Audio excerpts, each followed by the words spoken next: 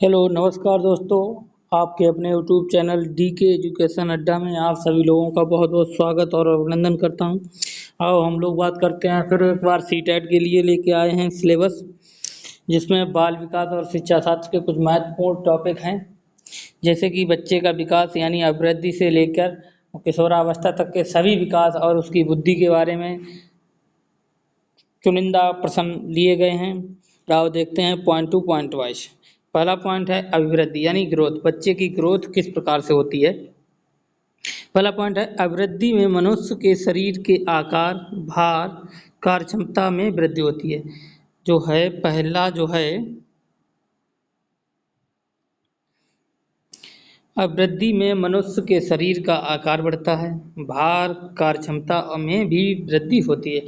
अगला पॉइंट है भिन्न भिन्न आयु स्तर पर अभिवृद्धि की गति भिन्न भिन्न होती है, यानी कि जैसे जैसे बच्चे की एज बढ़ती जाएगी वैसे वैसे उसकी वृद्धि भी अलग अलग तरीके से होती जाएगी। अगला पॉइंट देखते हैं मानव की वृद्धि यानी मानव वृद्धि मात्रात्मक होती है, यानी कि मात्रा यानी कि बच्चे यानी मनुष्य की जो भी वृद्धि है वह लगातार क्रमिक रूप से होती है, यानी मात्रात्मक होती है, ना कि एक लिमिटेड होती चली जाती है। इसलिए इसका मापन गणितीय विधियों द्वारा किया जा सकता है। अगला पॉइंट देखते हैं वृद्धि की एक सीमा होती है, वृद्धि की एक सीमा होती है जिसे हम लोग परिपक्वता कहते हैं, यानी कि जो भी है मनुष्य की वृद्धि की उसकी एक सीमा होती है और जिसे हम लोग परिपक्वता भी कहते हैं। अगला पॉइंट देखते हैं अभिवृद्धि एक प्राकृतिक प्रक्रिया है, यानी कि जो वृद्धि जो है वो कैसी एक प्राकृतिक क्रिया है, ना कि एक रासायनिक क्रिया। यानी प्राकृतिक यानी प्रकृति द्वारा होने वाली जो भी सतत रूप से बढ़ने वाली क्रियाकलाप को ही हम लोग क्या वृद्धि कहते हैं। अगला पॉइंट देखते हैं, अगला टॉपिक आया है विकास यानी डेवलपमेंट। अब विकास कैसे होता है, अभी तक थी वृद्धि के बारे में हम लोग बात कर रहे हैं, अब करेंगे विकास के बारे में। आओ पहला पॉइंट देखते हैं विकास के लिए मानव विकास एक प्राकृतिक और सामाजिक प्रक्रिया, यानी कि मनुष्य का जो विकास है वो एक प्राकृतिक है, यानी प्रकृति से भी मिला हुआ है, और सामाजिक यानी जो समाज में रह रहे लोगों से उनसे भी मिलके ही यानी एक मनुष्य का विकास होता है। आओ देखते हैं अगला पॉइंट मानव विकास की प्रक्रिया जीवन भर चलती है, यानी मनुष्य के विकास की जो प्रक्रिया है वो पूरे जीवन भर चलती है, यानी कि जब से मनुष्य पैदा हुआ है और जब तक वो खत्म ना हो जाए तब तक उसकी विकास की प्रक्रिया सतत रूप से धीरे धीरे चलती रहती है। अगला पॉइंट देखते हैं मानव विकास में मात्रात्मक वृद्धि होती है और गुणात्मक उन्नयन दोनों होते हैं, यानी कि विकास मानव का विकास जो है वो मात्रात्मक और गुणात्मक, यानी उसका मात्रा में भी उसकी लंबाई उम्र के साथ लंबाई भी बढ़ती है और उसके गुणों में भी क्रमिक परिवर्तन आते रहते हैं। अगला पॉइंट देखते हैं मानव विकास जो है वंशानुक्रम और एवं पर्यावरण पर निर्भर करता है, यानी मनुष्य का जो विकास है वो वंशानुक्रम यानी उसके वंश के क्रम अनुसार होता है और पर्यावरण पर्यावरण यानी इन्वायरमेंट पर भी निर्भर करता है। अगला पॉइंट देखते हैं मानव विकास की कोई सीमा नहीं होती, यानी कि जो मनुष्य का विकास है उसकी कोई लिमिट नहीं है, यानी कि वृद्धि की तो लिमिट है लेकिन विकास की कोई लिमिट नहीं है। अगला पॉइंट देखते हैं, अगला पॉइंट कह रहा है मानव विकास की कोई सीमा नहीं होती, हम लोग पहले बात कर चुके हैं। अगला पॉइंट देखते हैं विकास सुनिश्चित और पूर्व निर्धारित रीति से होता है। विकास जो है वो एक सुनिश्चित एक निश्चित दिशा होती है उसकी सुनिश्चित होता है और पूर्व निर्धारित यानी पहले से ही निर्धारित होता है।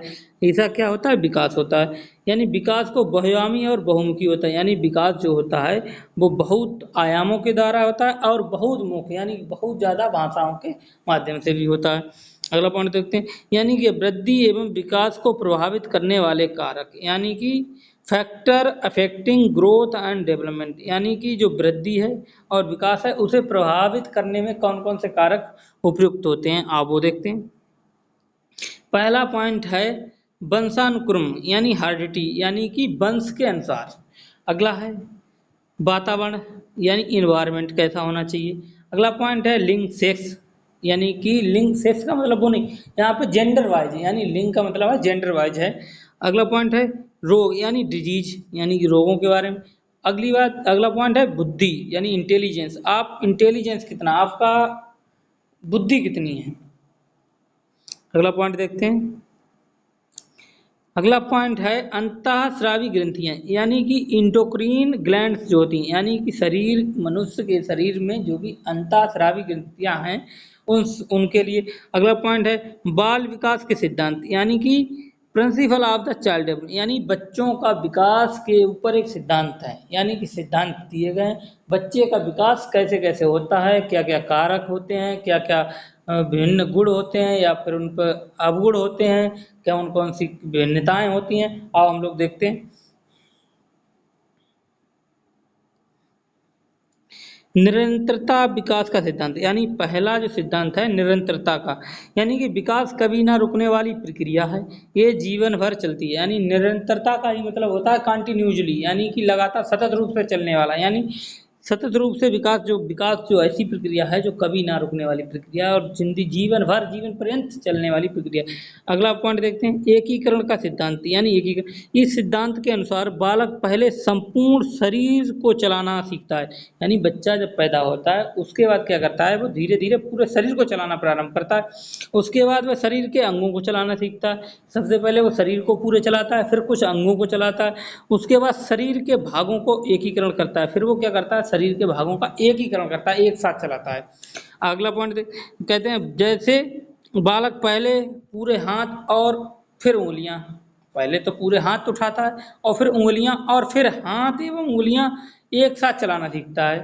अगला पॉइंट देखते हैं। अगला पॉइंट है विकास क्रम का सिद्धांत, यानी विकास के क्रम का सिद्धांत, यानी विकास किस क्रम में हो रहा है। और इस बाल के सिद्धांत के अनुसार बालक का विकास लगातार होता है परंतु एक निश्चित क्रम में होता है। ये नहीं एक हाथ बढ़ गया एक पैर बढ़ गया, ऐसा नहीं है, यानी कि सतत रूप क्रमिक होता है, यानी कि धीरे धीरे बच्चे की ग्रोथ होना।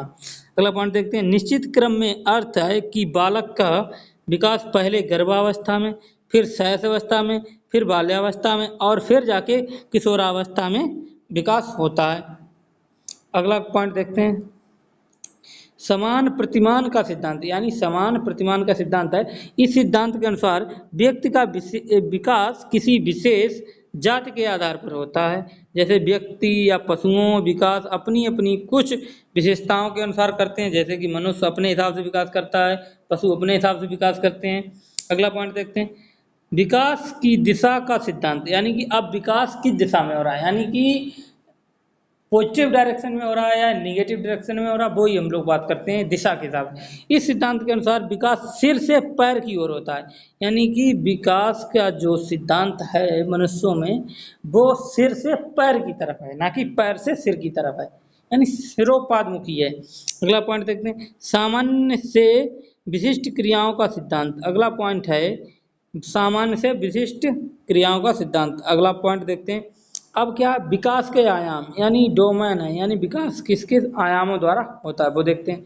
पॉइंट पहला है शारीरिक विकास, यानी फिजिकल डेवलपमेंट, यानी कि अब शरीर का विकास किस प्रकार से होता है, फिर हम लोग माइंड का देखेंगे फिर और देखेंगे। आओ पहले देखते हैं पहला पॉइंट है गत्यमय, यानी मोटर डेवलपमेंट, यानी गत्यमय यानी कि मोटर डेवलपमेंट, यानी बहुत ज्यादा विकास किस किस में होता है। गत्यात्मक विकास पेशीय कौशल, यानी कि पेशियां, यानी हाथ पैर पेशियों द्वारा होता है, जो पेशियां होती के विकास से संबंधित है। गत्यात्मक कौशल एक कार्य जिसमें एक विशिष्ट कार्य करने के अप्रयास से मांसपेशियों को सटीक गति जो शामिल हो उसे हम लोग कहते हैं गत्यात्मक विकास, यानी मोटर डेवलपमेंट। यानी कि इसमें ऐसा होता है इस विकास में हम लोगों को जो पेशियों के सहारे से कोई काम करना पड़ता है तो हम लोग उसे मोटर स्किल यानी मोटर डेवलपमेंट कहते हैं, यानी कि गत्यात्मक विकास कहते हैं। जैसे कि रेस लगाना, पूरे शरीर से जो भी एक धक काम किया जाए उसे हम लोग कहते हैं मोटर स्किल। अगला पॉइंट देखते हैं सूक्ष्म गति कौशल, यानी फाइन मोटर स्किल, यानी कि सूक्ष्म गति यानी होना हमारे शरीर से ही, यानी छोटे छोटे रूपों में होना, उसे हम लोग फाइन स्किल मोटर कहते हैं। अगला पॉइंट देखते हैं कह रहा है मांसपेशियों को कम प्रयोग किया जाए इसमें, यानी फाइन मोटर स्किल में मांसपेशियों को कम, जैसे लिखाई करना, सुई चलाना या और कुछ करना, छोटे छोटे काम जैसे लिखना, कटिंग करना, सिलना, यही सब क्या आता है ये फाइन मोटर स्किल में आता है। अगला पॉइंट देखते हैं स्थूल गतिक स्किल, यानी ग्रास मोटर स्किल में क्या होता है, देखो ग्रास यानी बड़ा, मांसपेशियों का ज्यादा प्रयोग किया जाता है, जैसे दौड़ना कूदना, ये सब होता है इसमें ग्रॉस मोटर स्किल में। अगला पॉइंट देखते हैं संज्ञानात्मक विकास, यानी कौन कॉग्निटिव डेवलपमेंट। अगला पॉइंट है सामाजिक भावनात्मक विकास यानी कि सोशल एनवायरनमेंट डेवलपमेंट। आओ आगे देखते हैं। पॉइंट है नैतिक विकास यानी मोरल डेवलपमेंट। अगला पॉइंट है भाषा और साक्षरता विकास यानी language of early literacy development यानी बाल विकास की अवस्थाएं। अगला पॉइंट है बाल विकास की अवस्थाएं। यहाँ से 100% क्वेश्चन पूछा जाता है पेपर में। सीटेट के लिए एक एक टॉपिक जो भी लिया गया है श्रृंखला में आएंगे, एक एक क्वेश्चन क्वेश्चन यहीं से आएंगे, कहीं बाहर से आने की कोई गुंजाइश नहीं है। पूरा सटीक टॉपिक लेके आया हूँ, यूट्यूब पे कहीं नहीं मिलेगा, पहली बार पूरे यूट्यूब पे आप जाके देखिएगा एक बार। पूर्व प्रसव अवस्था यानी कि प्रेनेटल स्टेज यानी कि ये अवस्था जो है जब से प्रसव अवस्था यानी कि ये अवस्था माँ के गर्भाधान में शुरू होती यानी बाल विकास की अवस्थाएं हैं। यानी कि सबसे पहले बच्चे की जो अवस्थाएं यानी विकास की होती हैं वो माँ के गर्भ से ही स्टार्ट हो जाती हैं। वो ये पहला पॉइंट करा। यानी शैशवावस्था यानी इन्फ्रेंसी स्टेज यानी कि जन्म से 2 वर्ष तक के यानी जब बच्चा का जन्म हो गया उससे 2 वर्ष तक के जितने बीच में जितने भी विकास होंगे वो उससे क्या कहलाएंगे शैशवावस्था में आते हैं। अब अगला पॉइंट देखते हैं शैशवावस्था को जीवन का सबसे महत्वपूर्ण काल भी कहा गया यानी बच्चे के लिए शैशवावस्था का काल सबसे महत्वपूर्ण काल माना जाता है। इसमें क्या होता है मानसिक विकास में तीव्रता होती है और शारीरिक विकास में भी तीव्रता होती है और सीखने की भी प्रक्रिया में तीव्रता के साथ विकास होती है। और इसमें क्या करता है स्वप्रेम बढ़ता है और स्वप्रेम यानी अपने आप में ही भावना प्रेम की जागती है। अगला पॉइंट देखते हैं पूर्व बाल्यावस्था यानी अर्ली चाइल्डहुड यानी 2 वर्ष से 6 वर्ष तक के बच्चों के लिए यानी कि अर्ली चाइल्ड यानी 2 वर्ष से 6 वर्ष तक के बच्चे होते हैं। इसी को क्या हम लोग कहते हैं पूर्व ग्रह एज भी कहते हैं यानी पूर्व बाल्यावस्था को क्या क्या कहा जाता है बच्चा इसमें होता है 2 वर्ष से 6 वर्ष का। इसे पूर्व ग्रह योग भी ग्रह आयु भी कहते हैं, अनुकरणीय आयु भी कहते हैं, प्रश्न करने की आयु कहते हैं। इसमें क्या करता है तो इस एज का बच्चा लोगों से ज़्यादा से ज़्यादा प्रश्न भी पूछता है, अनुकरण भी करता है, सीखता भी इसी इसी एज में सबसे ज़्यादा और क्या करता है अपने ग्रहों में रहना पसंद करता है ना कि परिवार वालों के साथ। अगला पॉइंट देखते हैं उत्तर बाल्यावस्था यानी लेटर चाइल्डहुड स्टेज। अगला पॉइंट है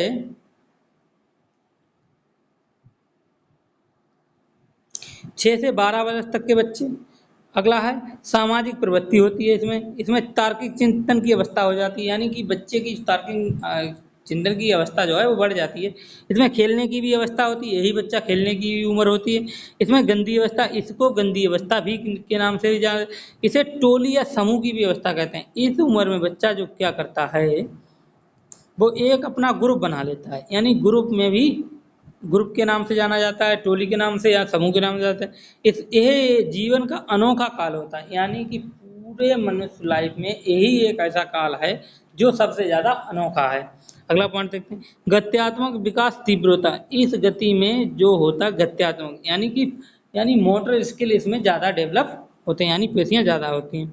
अगला पॉइंट देखते हैं शारीरिक विकास मंद होता है यानी कि जो शारीरिक जो गति है शरीर की गति है वो कैसी शरीर की गति जो बढ़ना यानी लंबाई जो है वो धीमी हो जाती है, कम हो जाती है। अगला देखते हैं अगला पॉइंट है किशोरावस्था यानी अडल्टनेस यानी किशोरावस्था में बच्चा पहुंच गया, अब हो गया 12 से 16 के बीच का बच्चा। अब हम लोग देखते हैं इसमें क्या होता है देखो मूर्त बुद्धि आई यानी कंसंट्रेट टू इंटेलिजेंस आ गया। मूर्त बुद्धि का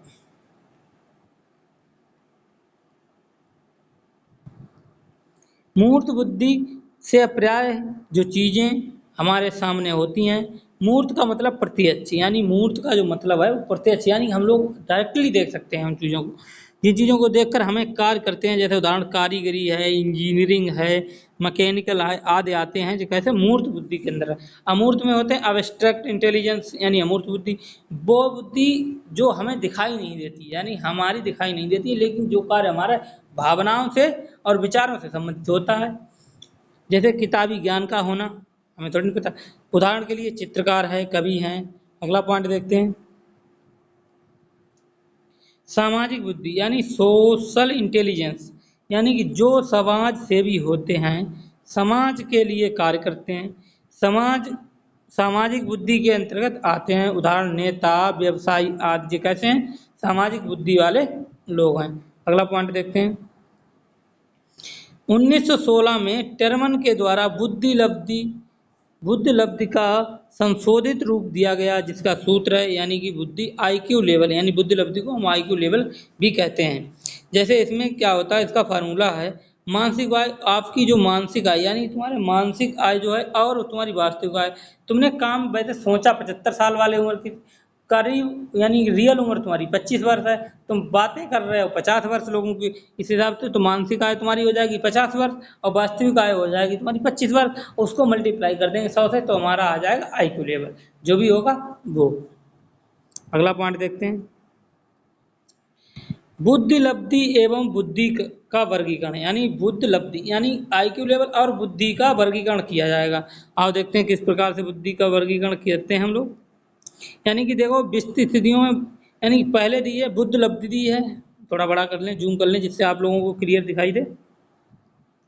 फिर स्थिति है, यानी कि जब आपकी उम्र 25 से कम होगी तो आप महामूर्ख या जड़ बुद्धि में आएंगे। अगर आपका बुद्धि यानी आईक्यू लेवल जो है 25 से कम होगा तो आपको महामूर्ख या जड़ बुद्धि कहा जाएगा, जैसे कि इडियट्स वो कहा जाएगा। अगर आपका आईक्यू लेवल 25 से 49 के बीच है तो आपको मूड कहा जाएगा, यानी कि ना तो आप मूर्ख हो, मूड हो, यानी कि आप लोगों को पता है आप लोग बोल ही नहीं पाए क्या है क्या नहीं, बता नहीं पर डिफाइन नहीं कर, यानी कि अगर आपका आईक्यू लेवल 50 से 69 के बीच है तो आप मूर्ख मानो जाओगे, यानी मूर्ख सिर्री पागल माने जाओगे। यानी 70 से जब 79 हो तो आपको मंद बुद्धि कहा जाएगा, जैसे कि बुद्धि तुम्हारी कम हो। जब 80 से 89 होगा तो आप सुस्त बुद्धि आएगी, यानी कि जैसे आप लोग कहते नहीं कैसे सुस्त बैठे हो, ये नहीं कर रहे हो, वो नहीं कर रहे हो, सुनाई नहीं दे रहा है, आपको काम करना नहीं आता है, ये सब कहते हैं। अगला पॉइंट है 90 से 110 यानी 109, तो ये सामान्य बुद्धि में आता है, जैसे कि सभी तरीके, यानी कि ना तो ज़्यादा बच्चा इंटेलिजेंट है, ना ज़्यादा होशियार है और ना ज़्यादा कमज़ोर है, तो इसे क्या कहते हैं सामान्य। अक्सर लोग सामान्य बुद्धि के अंतर्गत आते हैं। अगला पॉइंट है 110 और 119, जिनका आईक्यू लेवल यानी बुद्धि लब्धि जो है 110 से ऊपर और 119 से कम है, तो वो लोग सामान्य या औसत से अधिक में आते हैं, यानी वो लोग तो सामान्य जैसे नॉर्मल आदमी होशियार है उससे भी थोड़ा ज़्यादा होशियार होंगे उनकी। और एक और बचा है लास्ट में 120 से 139, ये श्रेष्ठ बुद्धि यानी सुपीरियर, जैसे इस बुद्धि वाले जो होते हैं लोग वो साइंटिस्ट बनते हैं, जैसे एपीजे अब्दुल कलाम हो गए हैं और लोग हो गए। जैसे 140 से अधिक प्रतिभाशाली यानी ये जीनियस होते हैं, इस चीज़ की जीनियस। अगला देखते हैं, अगला पॉइंट कह रहा है प्रतिभाशाली बच्चे यानी गिफ्टेड स्टूडेंट, इन्हें हम लोग कहते हैं जैसे कि जो पढ़ाया सेम टू सेम याद कर लिया या क्वेश्चन पे क्वेश्चन किए जा रहे हैं, यानी कि हैं एक क्लास में पढ़ रहे चार कच्चे वाली की 4 की क्लास की किताबें, जैसे हैं 10 में 10 क्लास 10th का बच्चा पढ़ रहा है 10th में पढ़ रहा है, वो सवाल जो है 12th के सॉल्व कर रहा है या बीएससी एमए या बीएड उसके सॉल्व कर रहा है। तो ऐसे लोग क्या करते हैं, ऐसे बच्चों की गिनती प्रतिभाशाली बच्चों में आती है। और पहला पॉइंट इनका देखते हैं, विचारों और अभिव्यक्ति में नवीनता होती है इनके।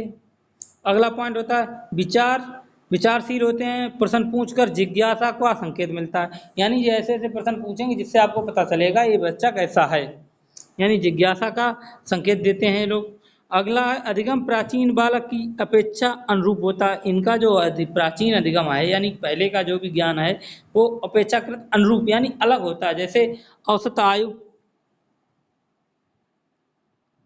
औसत आयु से अधिक रूप से पढ़ लेते हैं, मैं पहली बात कर चुका हूँ, जो इनकी अगर उम्र 4 साल की है जो पढ़ रहे हैं 10 साल वाले बच्चों की तरह। उन चीज़ों के बारे में जानना जिससे अन्य छात्र अनजान है, ये उन चीज़ों को भी सीखना चाहते हैं जिससे और क्लास के छात्र नहीं सीखना चाहते हैं। अगला पॉइंट देखते हैं, मूर्त प्रतीकात्मक सोच, ये लोग अमूर्त कल्पनाएं के साथ चलती हैं, इनकी क्षमता उच्च होती है, ये हमेशा कल्पनाओं में ही जीते हैं, यानी कि कल्पना अलग अलग नई नई चीज़ें करते जाना इनकी ऐसी क्षमता होती है। अगला पॉइंट देखते हैं, बड़ी शब्दावली और परिपक्व अर्थपूर्ण क्षमता होती है इन लोगों की। अगला पॉइंट देखते हैं, अधिगम के लिए सीमित प्रदर्शन होता है, कम दोहराव की आवश्यकता होती है। अगला पॉइंट है, अपरिचित परिस्थितियों में ज्ञान को लागू करने की क्षमता होती है, यानी अपरिचित जो परिस्थितियां होती हैं उनमें ये ज्ञान लागू करने की इनके अंदर एक कला होती है, क्षमता होती है, इफिशियंसी होती है। अगला पॉइंट देखते हैं, समस्या समाधान की उत्तम क्षमता होती है, यानी ये समस्या को सॉल्व करने के लिए इनमें एक्स्ट्रा माइंड होता है, यानी अलग से एक पावर होती है जो इस समस्या को समाधान कर सकते हैं। अगला पॉइंट देखते हैं, आयु के हिसाब से ध्यान देने की अवधि अधिक होती है, यानी कि इनकी आयु के हिसाब से ये ध्यान अधिक अवधि के लोगों से भी ज्यादा ध्यान देने की इनकी शक्ति होती है बच्चों के अंदर। कठोर समय सारणी को पसंद नहीं करते हैं, इनके लिए क्या है, ये कठोर समय सारणी जो बनती है उसे पसंद नहीं करते, ये सिर्फ अपने हिसाब से जीना चाहते हैं। अगला पॉइंट देखते हैं,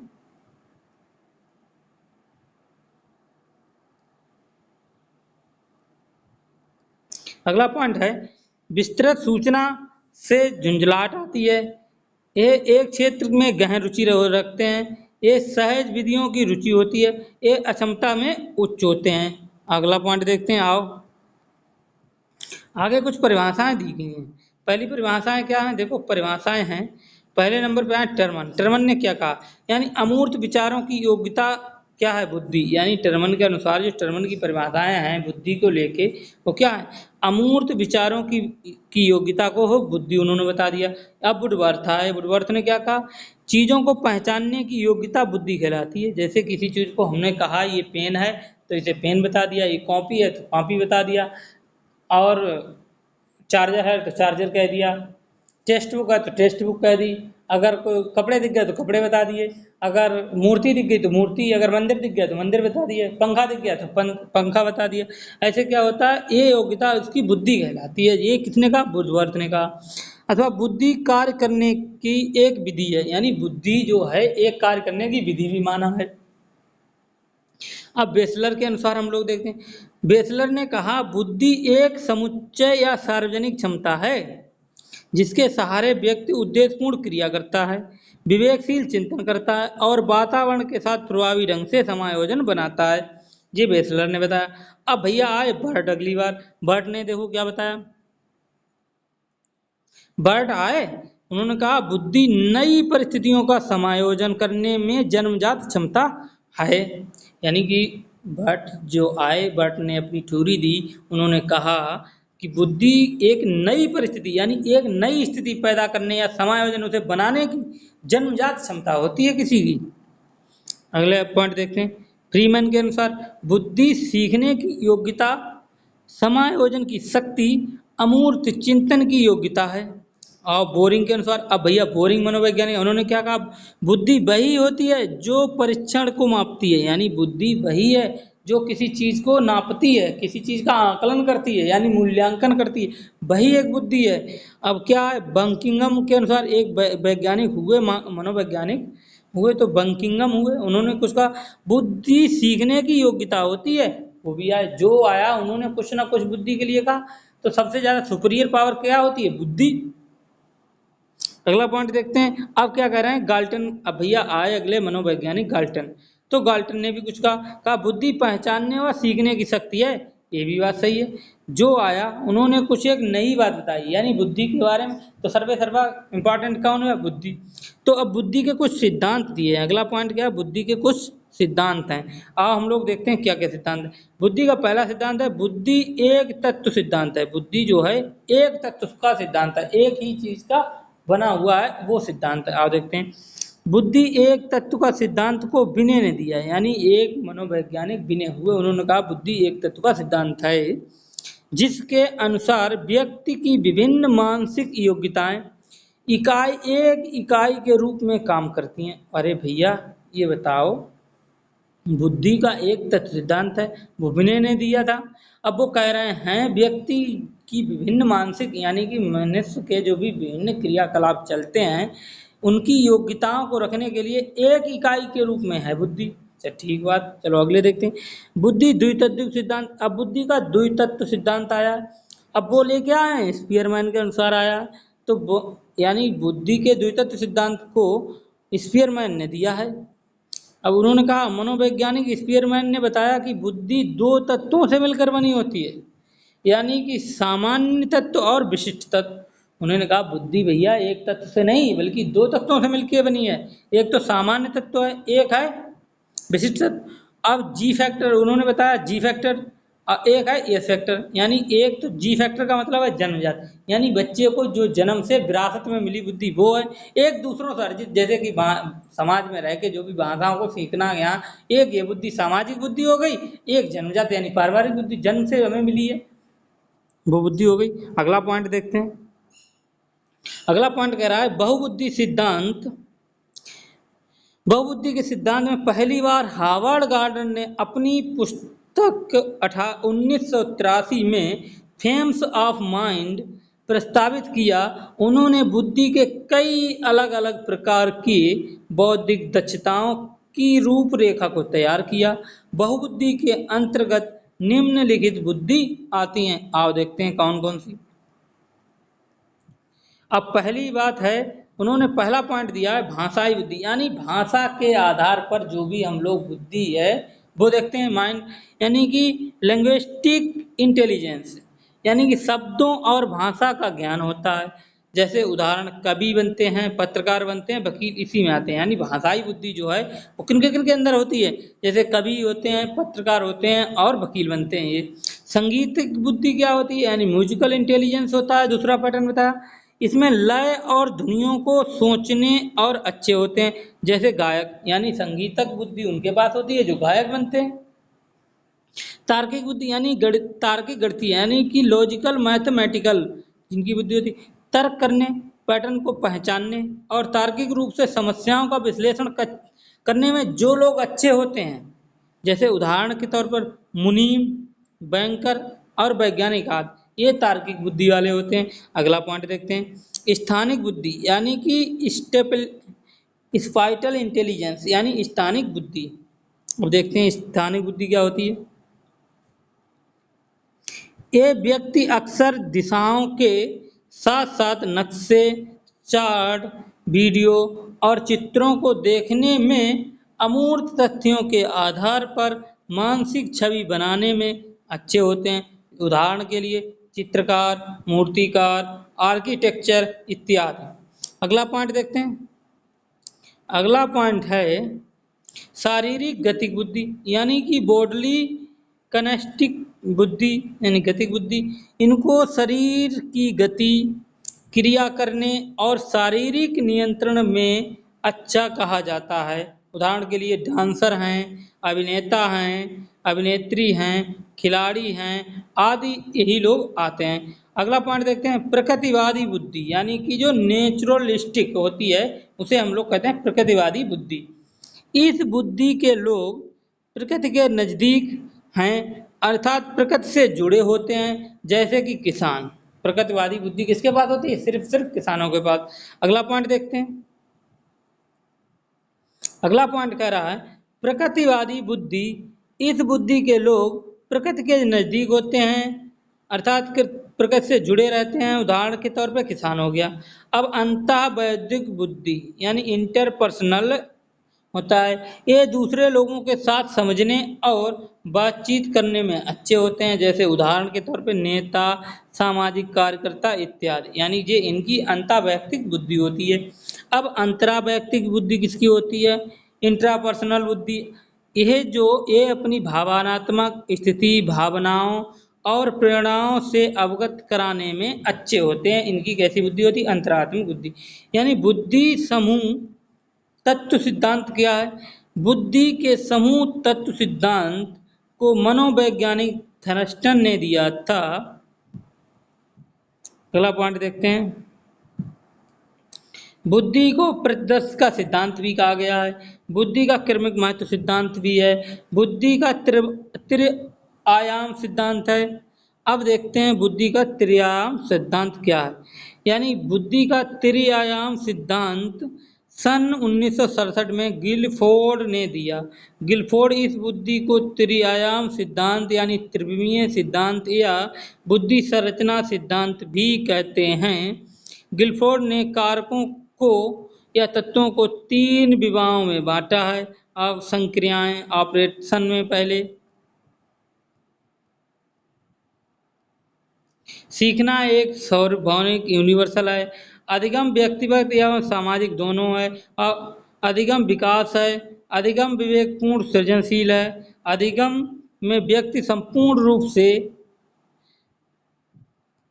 शारीरिक, मानसिक, संवेगात्मक आदि सम्मिलित रहता है। अगला पॉइंट देखते हैं, अधिगम व्यक्ति के आचरण को भी प्रभावित करता है। अगला पॉइंट, अधिगम अनुभवों का संगठन है। अगला पॉइंट है, अधिगम आदतों को निर्माण करने की प्रक्रिया है। अगला पॉइंट, अधिगम निरंतर चलने वाली सतत प्रक्रिया है। अगला पॉइंट है, अधिगम वातावरण के परिणाम स्वरूप बदलता है या होता है। अगला पॉइंट, अधिगम एक क्रियाशील है। अधिगम जो है क्रियाशील है। सीखना एक मानसिक प्रक्रिया है, यानी सीखना, किसी चीज को सीखना या जानना ये एक मानसिक प्रक्रिया है। अगला पॉइंट देखते हैं, अब कह रहा अधिगम वक्र यानी कि कर्व ऑफ लर्निंग, यानी सीखने के वे जो वक्र दिए गए, यानी अधिगम करने की प्रक्रिया में उन्नति प्रारंभ से लेकर कार्य के अंत तक एक समान नहीं होती है। कभी उसमें तीव्र गति आती है, कभी उसमें प्रक्रिया मंद हो जाती है, तथा कुछ मात्रा में सीखे गए प्रयासों के बीच संबंध आरेख विधि द्वारा प्रदर्शित करने को वक्र अधिगम कहते हैं। अधिगम के प्रकार, kind of learning curves. Point number पहला है सामान्य निष्पादन वक्र, यानी सरल रेखीय वक्र, यानी कर्व जो है, कर्व ऑफ इक्वल रिटर्न्स, यानी सीखने की गति समान, यानी कि इसमें क्या होती है, सीखने की, किसी चीज को सीखने की गति जो होती है वो समान होती है। जैसे कि ए एक ले लिया, बना लिया एक्स, यहाँ पे 0, यहाँ पे एक्स और यहाँ पे वाई। अब ए एक्स वाई 0, ये क्या है, एक बन गया वो अंशांश। इसमें क्या कहा, ए है सीखने की गति, ए है अभ्यास की और ए है सरल रेखीय गति। इसमें कह रहा है भैया जैसे जैसे हम बढ़ेंगे वैसे वैसे अभ्यास भी बढ़ेगा और सीखने की गति बढ़ेगी। तो ये एक सीधी रेखा जब हमें प्राप्त होगी तो ये क्या हो जाएगी, सरल रेखीय ग्राफ बन जाएगा। अगला पॉइंट देखते हैं, उन्नतोदर यानी कॉन्वेक्स टाइप ऑफ कर्व, यानी सीखने की गति शुरू में तेज और बाद में सीखने की गति धीमी हो जाना। चलो आओ देखते हैं अगला पॉइंट, देखते हैं ग्राफ। इसमें क्या होता है, पहले सीखने की गति तो तेज होती है, फिर धीरे धीरे धीरे धीरे तेज होते हुए फिर बाद में अभ्यास की गति तेज हो जाती है, यानी सीखने की गति कम होती है तो ग्राफ ऐसे जाता है ऊपर से जाके नीचे की तरफ। तो ये उसे कहते हैं उन्नतोदार अधिगम, यानी कि पहले सीखने की गति तेज थी, बाद में जाके धीरे पड़ गई। अगला अगला पॉइंट देखते हैं, यानी नतोदार वक्र, यानी कॉन्वेक्स ऑफ कर्व। प्रारंभ में गति जो होती है सीखने की मंद होती है और दिन प्रतिदिन सीखने की बाद गति जो होती है बढ़ जाती है। चलो भैया पहले क्या, उसमें क्या था, शुरुआत में तेज थी बाद में कम हो गई। इसमें क्या होगा, शुरुआत में कम होगी और बाद में जाके गति तेज हो जाएगी। ये आ गया, ये अधिगम होता ए समय के साथ है। अगला पॉइंट देखते हैं, अगला पॉइंट कह रहा है मिश्रित वक्र, यानी कि कॉम्बिनेशन टाइप ऑफ कर्व। व्यक्ति कभी मंद गति से तो और कभी तेज गति से सीखता है। यह उन्नतोदार कॉन्वेक्स कर्व कहलाता है। नतोदार कॉन्वेक्स कर्व का मिलता जुलता रूप होता है, इसे बड़े अक्षर जेड जैसा दिखाया जाता है। आओ देखते हैं, ये जैसे कि है अधिगम की मात्रा है, ये प्रयास किए गए। इसमें पहले ऐसा हुआ कि धीरे धीरे बढ़े, फिर कम हुए, फिर बढ़े, ऐसे हो गए, तो ये इस प्रकार का बन जाता है। अगला पॉइंट देखते हैं, अधिगम का पठार। अधिगम में अवरुद्ध आवर्धन अरेस्टेड ग्रोथ है। अधिगम वक्र के 3 चरण होते हैं। आओ देखते हैं आगे,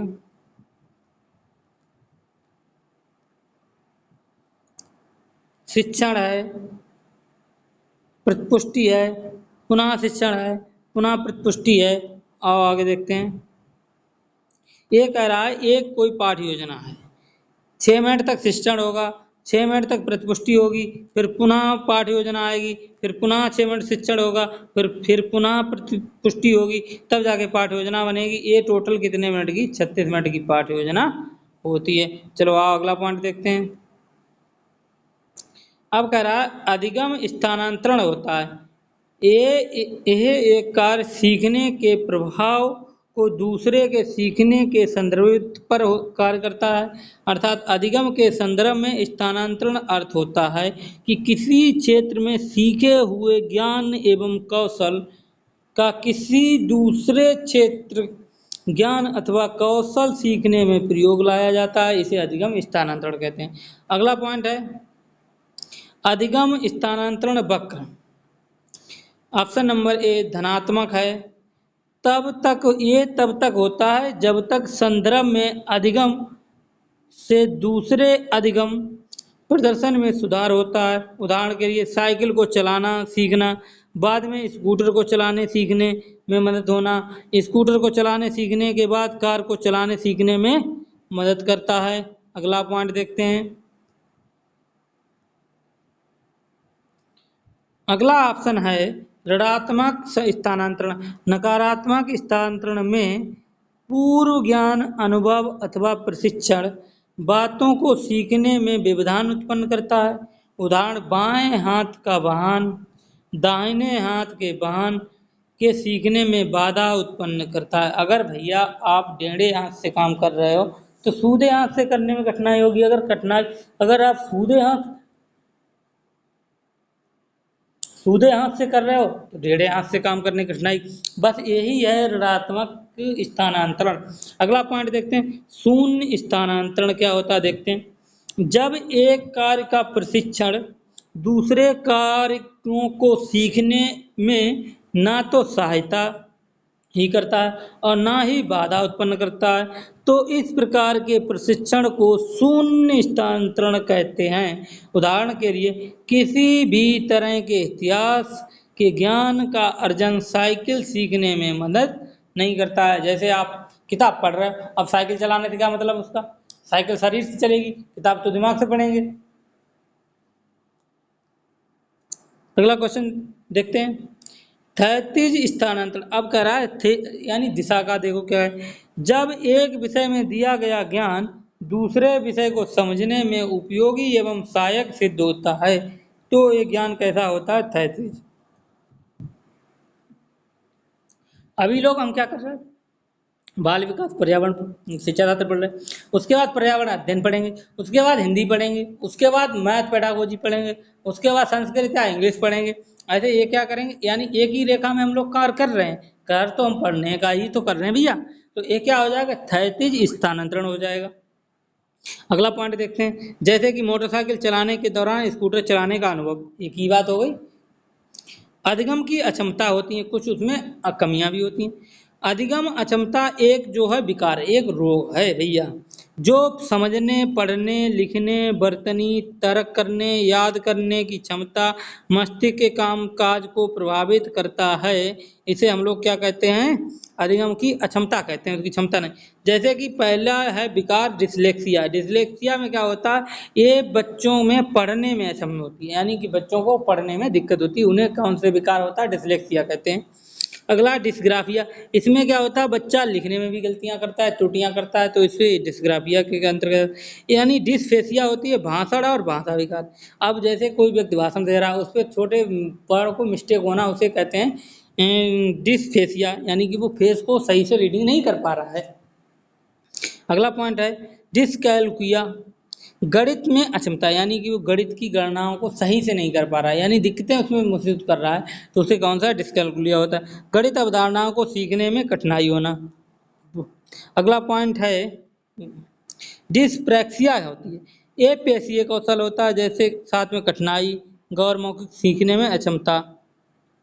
प्रयास एवं त्रुटि का सिद्धांत, यानी ट्रायल एंड एरर थ्योरी, इस सिद्धांत का प्रतिपादन माने जाने व्यवहारवादी E.L. थर्नडाइक ने किया है। थर्नडाइक का जन्म अमेरिका में सन 1874 ईस्वी में हुआ था।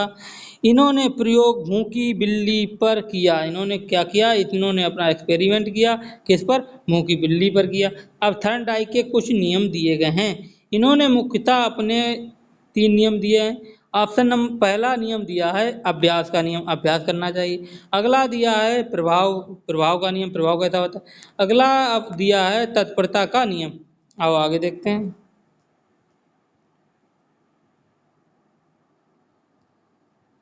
और इन्होंने 5 जो हैं गौड़ नियम दिए हैं, जैसे बहुअन क्रिया का नियम, आंशिक क्रिया का नियम, मनोवृत्ति का नियम, सहचार परिवर्तन का नियम, आत्मीकरण का नियम। आओ हम लोग देखते हैं थर्नडाइक के सिद्धांत के अन्य नाम क्या क्या हो सकते हैं या हैं। अगला है थर्नडाइक का संबंधवाद का सिद्धांत, उद्दीपन प्रतिक्रिया का सिद्धांत, सीखने संबंध का सिद्धांत, प्रत्यंत एवं भूल का सिद्धांत। आओ देखते हैं एग्जाम की पॉइंट यानी एग्जाम की दृष्टि से कुछ शब्द। शिक्षा मनोविज्ञान के जनक, सीखने सीखने नियम थर्नडाइक ने दिए। प्रश्न सीखने का नियम थर्नडाइक ने दिया यानी सीखने का भी नियम थर्नडाइक ने दिया। प्रथम सीखने का भी नियम थर्नडाइक ने दिया और शिक्षा मनोविज्ञान के जनक भी किसको कहा गया? थर्नडाइक को ही कहा गया। अगला देखते हैं शास्त्रीय अनुबंधन सिद्धांत यानी क्लासिकल कंडक्टिंग थ्योरी दी गई है। ये भैया आए पावलोव के सीखने के अनुबंध सिद्धांत को क्लासिकी अनुबंध सिद्धांत या प्रतिवादी अनुबंधन सिद्धांत भी कहा जाता है। ये पावलोव को है। पावलोव ने 1904 में फिजियोलॉजी या मेडिसिन के लिए नोबेल पुरस्कार भी जीता था। ये पहले रूसी नोबेल पुरस्कार विजेता भी बने। पावलोव का प्रयोग कुत्ते पर किया गया था। इसके 3 चरण हुए थे। इन्होंने कुत्ते की लार की ग्रंथियों पर प्रयोग किया था। आगे देखते हैं संपूर्ण प्रक्रिया को इस प्रकार स्पष्ट किया जाता है जैसे भोजन यूसीएस, लार स्वाभाविक अनुक्रिया यूसीएस, ऑप्शन नंबर बी घंटी एवं भोजन लार यूसीआर एवं सीएस प्लस यूसीएस। अगला पॉइंट देखते हैं। अब आए भैया प्याजे। प्याजे ने कहा प्याजे के संज्ञानात्मक सिद्धांत को विकासात्मक सिद्धांत भी कहा जाता है चूंकि उसके अनुसार बालक के भीतर संज्ञान के विकास अनेक अवस्थाओं से होकर गुजरता है, इसलिए अवस्था ऑफ थ्योरी यानी अवस्था का सिद्धांत भी कहा जाता है। अपने बच्चों पर ही प्रयोग यानी कि जो पियाजे थे उन्होंने अपने बच्चों पर ही प्रयोग कर दिया। पियाजे के संज्ञानात्मक विकास की अवस्थाएं। ऑप्शन नंबर ए संवेदी पेशीय अवस्थाएं यानी सेंसनरी मोटर स्किल। ये क्या होता है? ये जन्म से 2 वर्ष तक के बच्चों पे होता है। ये परिचित एवं मुस्कान के साथ स्वागत करते हैं यानी कि ये किसी भी इंसान को जानते हैं उसको मुस्कुरा के देखने की। अगला है ज्ञानेंद्रियों की सहायता से बच्चा वस्तुओं को देखकर, सुनकर, स्पर्श करके और गंध के द्वारा स्वाद के माध्यम से ज्ञान ग्रहण करता है। अगला पॉइंट वस्तु स्थितित्व का गुण होता है उसमें। अगला देखो पूर्व संक्रियात्मक अवस्था यानी प्री और रिलेशनल स्टेज यानी कि जब बच्चा 2 से 7 वर्ष का उसे जीववाद आएगी। जीव के अनुसार बच्चा सजीव और निर्जीव में अंतर नहीं कर पाता है। ये बात सही है। 2 से जब बच्चा 7 वर्ष तो उसे ये नहीं पता कौन सी चीज सजीव है कौन सी निर्जीव है। अगला पॉइंट अकेंद्रता बच्चा ये सोचना शुरू कर देता है कि जो वह कर रहा है वह सब ठीक है, वह खुद को सबसे ज्यादा महत्व देता है। इस एज में क्या करता है बच्चा जो भी करता है वो सही कर रहा है, अगर जो तुम कह रहे हो वो गलत कर रहा है, यानी बच्चा अपने आप में महत्व देता है ना कि किसी और को। अगला पॉइंट देखते हैं अपलटावी बच्चा वस्तुओं संख्याओं आदि को उल्टना पलटना नहीं सीखता। बच्चा जो है उल्टना पलटना नहीं सीखता। सजीवता उसमें गुण देखने को मिलने लगते हैं। जब बच्चा 2 से 7 वर्ष तब थोड़ा थोड़ा जो है सजीवता के गुण देखने को मिलने लगते हैं। अगला है अनुकरणशीलता। अगला पॉइंट देखते हैं मुद्राभार, दूरी, ऊंचाई आदि में अंतर नहीं कर पाता है। बच्चा उस समय ना तो मुद्रा जानता है, ना भार जानता है, ना दूरी जानता है, ना ऊंचाई, उसका कोई अंतर नहीं कर पाता है। अगला पॉइंट देखो बच्चा जो है अहमवादी होता है, दूसरों को कम महत्व देता है। इसमें क्या होता है बच्चा अपने आप को सर्वे सर्वा समझता है, दूसरे को कुछ भी नहीं समझता है। अगला पॉइंट देखते हैं स्थूल मूर्त संक्रियात्मक अवस्था।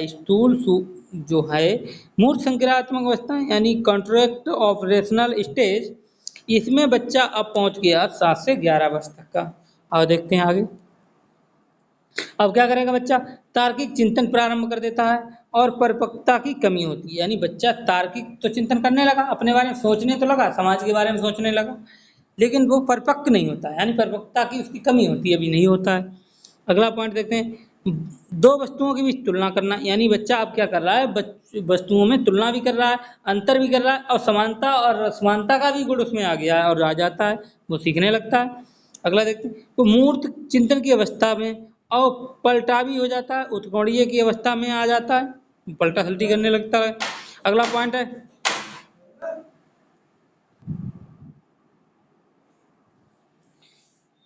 पॉइंट है आगमनात्मक तर्कणा होती है, भाषा एवं संप्रेषण की योग्यता आ जाती है। अगला पॉइंट देखते हैं, मुद्रा, भार, ऊंचाई, दूरी को समझने लगता है। अगला पॉइंट है औपचारिक संक्रियात्मक अवस्था यानी फॉर्मल ऑपरेशनल स्टेज में आ जाता है बच्चा। अब बच्चे की उम्र हो गई 11 से 15 वर्ष तक का बच्चा अब हो गया कंप्लीट। अगला पॉइंट देखते हैं, इसमें निगमात्मक तर्कने की शक्ति यानी तर्क करने की शक्ति आ जाती है।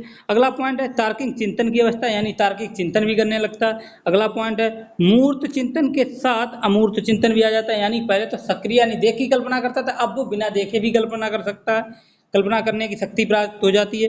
अगला पॉइंट है चिंतन में परिपक्वता भी आ जाती है, यानी ये चिंतन यानी सोचने समझने की क्षमता में परिपक्व भी होने लगता है धीरे धीरे। अगला पॉइंट है मानसिक योग्यताओं का पूर्ण विकास होता है और उसकी यानी कि मांसपेशियों का डेवलपमेंट जो होता है वो पूरी तरीके से विकास हो जाता है। अगला पॉइंट देखते हैं जीन पियाजे के अनुसार, जीन पियाजे की परिभाषाएं कुछ दी हैं उन्होंने।